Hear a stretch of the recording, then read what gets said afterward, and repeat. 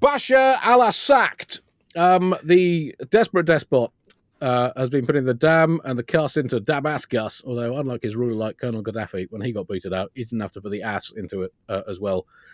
John, I mean, this is rather sudden and abrupt out-turfing after 5 decades of Assadian rule, leading to hopes of a brighter future for Syria. Hooray! As long as the hardline Islamists don't just turn everything into a different kind of shit. Boo. Boo. So, I mean, the sound of creaking knuckles you've heard all through the week is the sound of the world crossing its fingers and hoping for the best. You, of course, have long been the Bugle's official Syria correspondent. What have you made of it? I mean, Bashar al-Assad is Bashar al-very sad right now because he is Bashar al for the foreseeable future.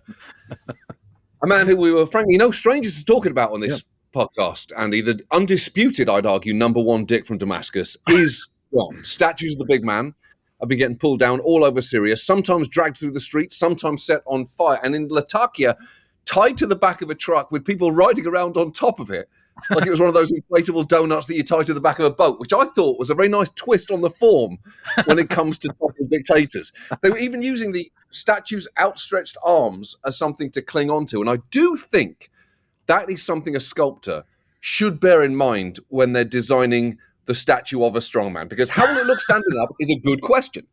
But you do also want to consider how will it look later being dragged through the streets. And I must say, whoever designed that particular Assad statue did a lovely job. It even had a nice flat back for a smoother ride across the asphalt, which I'd argue not enough sculptors think about. Remember that Cristiano Ronaldo statue at Madeira Airport that got a lot of people very angry?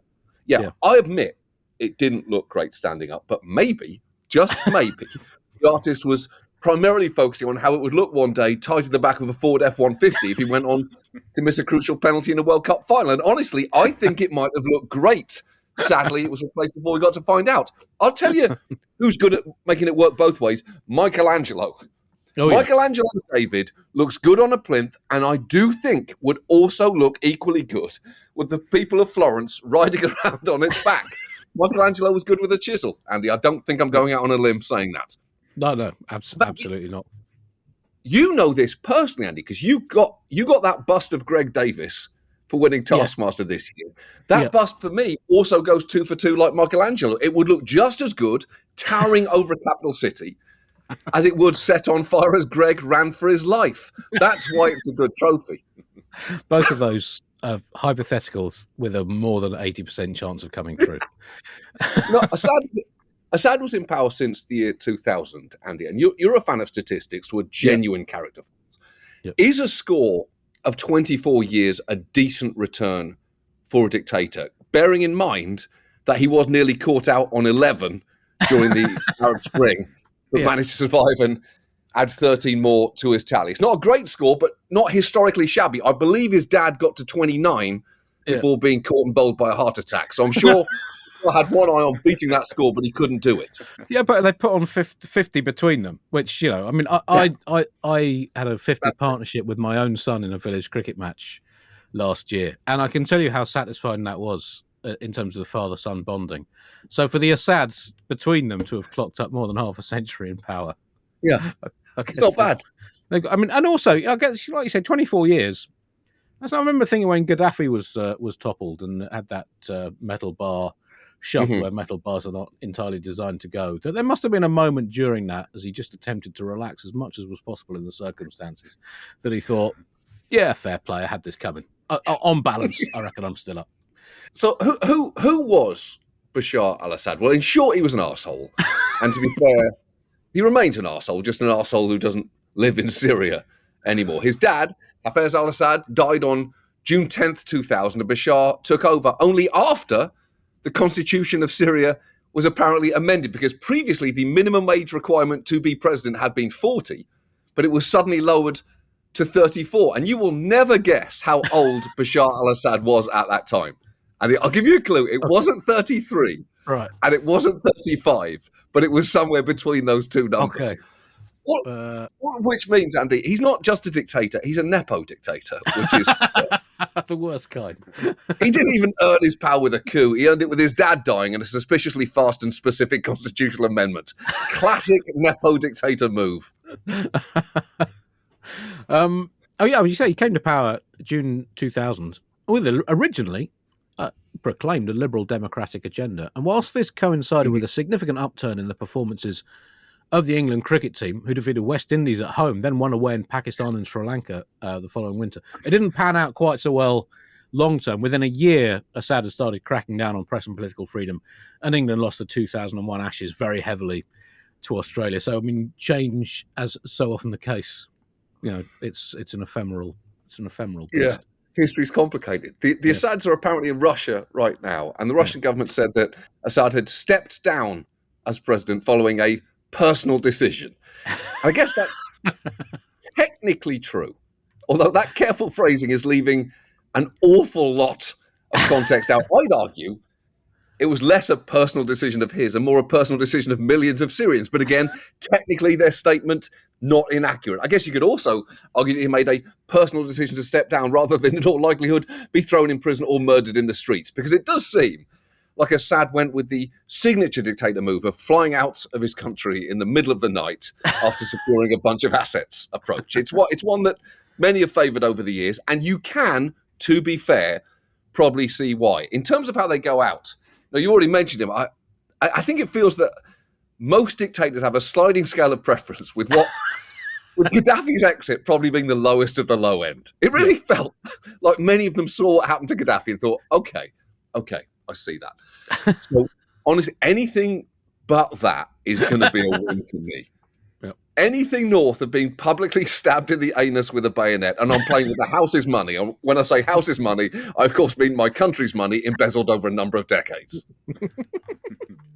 There was actually more careful language from Dmitry Peskov, the Kremlin spokesperson, who said that Bashar al-Assad and his family had indeed been granted asylum in Russia, and that Russia had been quite as surprised as everyone else by what had happened, and that Syria was clearly, and I quote, going through a very difficult period now due to instability, which again feels like a selective use of the passive voice, and notably leaves out the fact that Syria's also gone through a difficult period over the last 24 years, thanks to Bashar al-Assad, Moscow's newest transplant.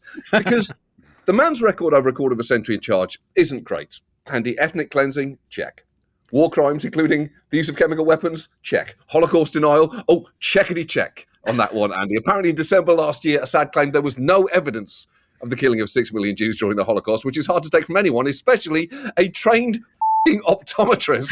The evidence is right in front of your eyes, Bashar. Maybe Andy, he just needed evidence of the Holocaust presented to him like during an eye test. Just hold up a history book in front of his face, saying, "Can you see the evidence of 6 million Jews being killed now, Bashar? How about now?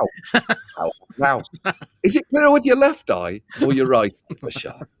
Though to be fair to the man, it is not like he didn't actively try to polish his image over the years. He famously hired both American and British PR firms and consultants to try and give him and his wife an image makeover, the nadir of which may have been Vogue's issue from March 2011. I know you remember it, Andy. Yes. Yeah. Which featured glamorous photos of Assad's wife and was headlined "A Rose in the Desert," referring to her as the freshest and most magnetic of first ladies. And to be honest, unless they meant magnetic literally there, that metal forks and iron filings could stick to her, Vogue's fact-checking department should be ashamed of itself. So his wife, Asma, born and grew up in London.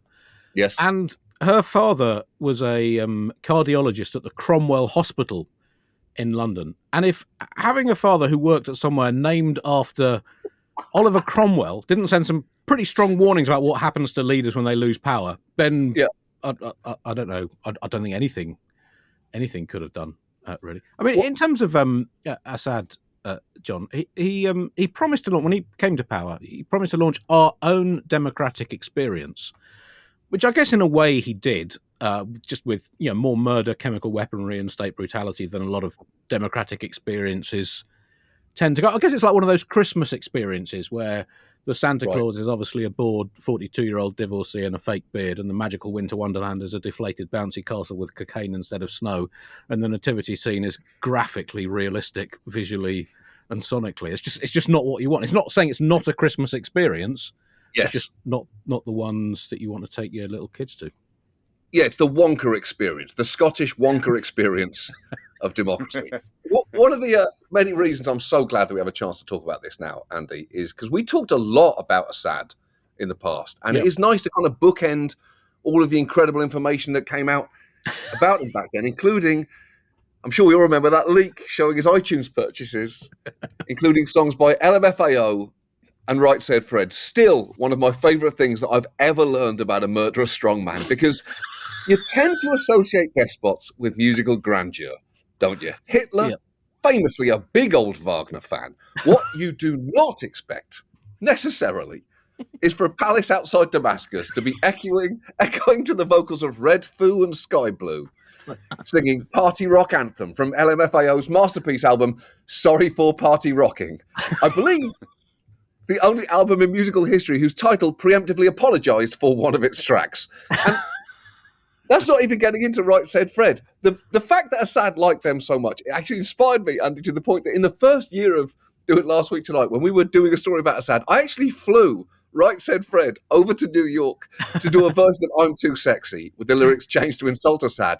And I don't think it's necessarily a coincidence that happened on June 8th, 2014. Just 10 years, 6 months later to the day, Assad fell. I'm not saying I did it. Let me be clear. I'm not saying Right Said Fred did it. I'm saying that's one hell of a coincidence. Also, actually, Andy, for some full context there, I believe Right Said Fred have since developed some more extreme political views, including coming out in favour of Russia's invasion of Ukraine. So their position on the subject of Syria and Assad may have changed in the last decade. I do not speak for Right Said Fred, Andy. The Fair Brass brothers speak for themselves, as they always have.